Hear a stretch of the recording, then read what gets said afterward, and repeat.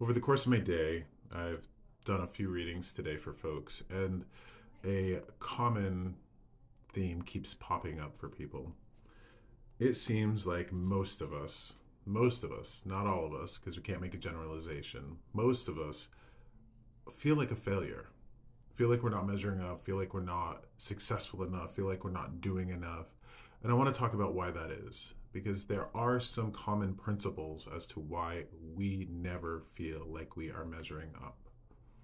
One, let's talk about human beings, human culture. A human being is nothing but a really messed up algebra equation. And I know most of us hated algebra, but algebra was a system of math that shows us that the sum is made up of its parts. My father, my mother, my upbringing, my best friend in sixth grade, my gender, my sexuality, these all become variables in our equation. And we're all dealing with a whole lot of variables or influences in our stories that we're not quite aware of. For instance, one of the most insidious variables in our equations is the Cinderella myth.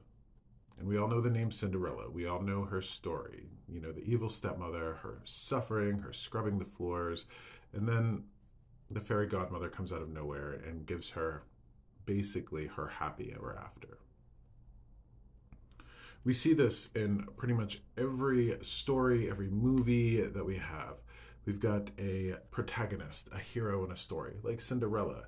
They're going to go through a certain set of challenges, and they're going to be faced with monsters, antagonists, situations or circumstances that they have to get over, around, or through. And it's almost like, and watch in every movie that you pretty much see that has this story. It's like we have to deal with a certain level of suffering before we get the prize.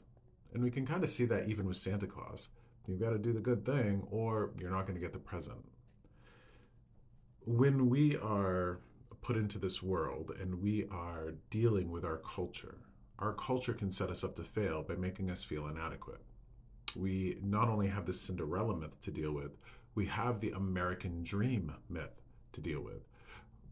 If you're in America, you're pretty much taught, well, you work hard and success will rain down upon you. And that's not necessarily true. Working hard is also suffering hard, and then the fairy godmother or father of success will come down and tap you on the head and say, you've suffered enough, you've earned it, here's your prize. Unfortunately, that's not how reality works. So when we struggle hard, when we work hard, when we don't get the prize, then it's like, well, I've not measured up. I've not done enough. I've not worked hard enough. I've not measured up. I've not done the thing that's necessary to get the prize, to get the happily ever after. So that is one of the big reasons that many of us feel like a failure. Because we're dealing with reality. We're dealing with situations outside of our control. We're dealing with heartache and trauma and pain that we can't do anything about, yet we suffer under it, and we watch the people that we love suffer under it. And that's difficult for us. Little tarot reading here. I want to do my 3-card spread, and I want to use the Mystical Medleys deck because this deck right here, this cartoony deck, gives me what I refer to as vitamin joy. All of the pains and turmoils that I just referenced, our obligations, our pains, our family stuff, our community stuff, our world stuff, it all becomes an infection that we constantly have to battle. And when we don't actively seek out joy, when we don't actively seek out vitamin joy, we develop scurvy of the spirit. We take vitamin C so we don't get scurvy in our body, yet we're not taking enough vitamin joy. None of us really are. There's always exceptions to the rule. Yet if you feel like you're suffering and you're dealing with trauma and pain and turmoil and all of that, but you're not feeling like there's any hope, go out and find something joyful. I'm a big believer in vitamin joy. So I'm going to cut the deck and I'm going to give you 3 cards. The first one talks about what vexes and perplexes us, and that's this card. The Chariot.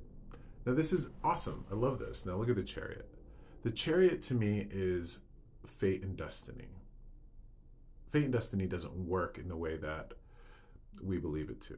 This is also willpower and drive and focus and all of that. But I love the Chariot because it always shows two spirits in front of the Chariot. And I like this idea because there's no reins. He doesn't have any reins to these spirits that are pulling the Chariot along. He has a sense of individuality. This person in this vehicle is moving along in life, yet we're being moved along. We're being helped along. And these are our ancestors, these are our beloved spirits that are kind of helping us.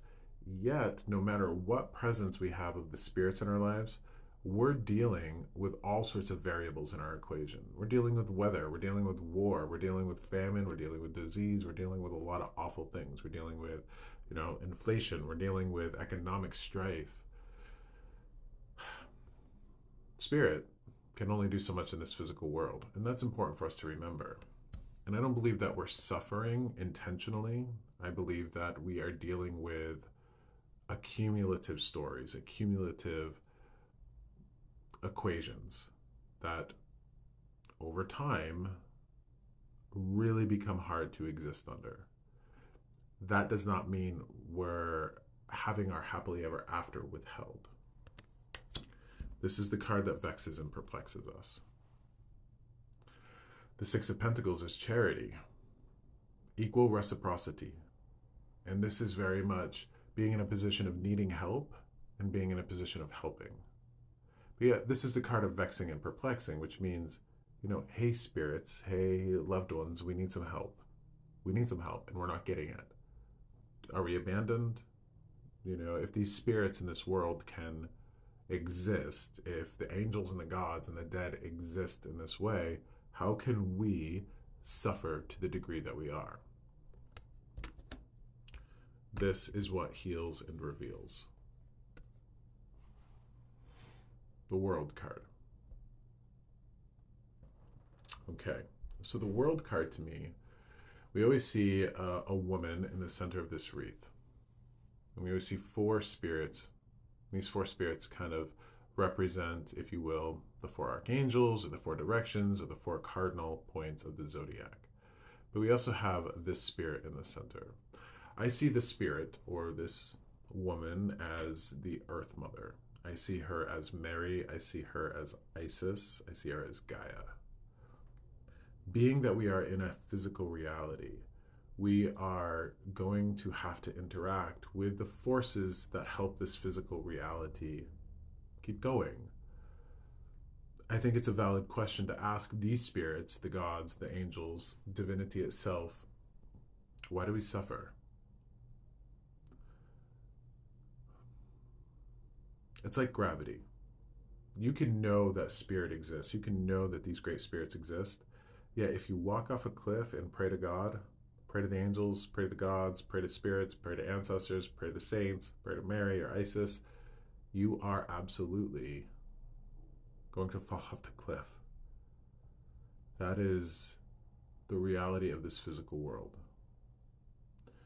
Our physical world and our story here is nothing but a grand equation. What happened back in the 1600s is still affecting us today. What happened back in the year 0 is still affecting us today.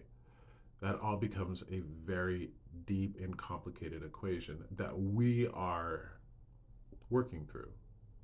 That doesn't mean that we're not deserving of happiness. Doesn't mean that we're not deserving of a happily ever after.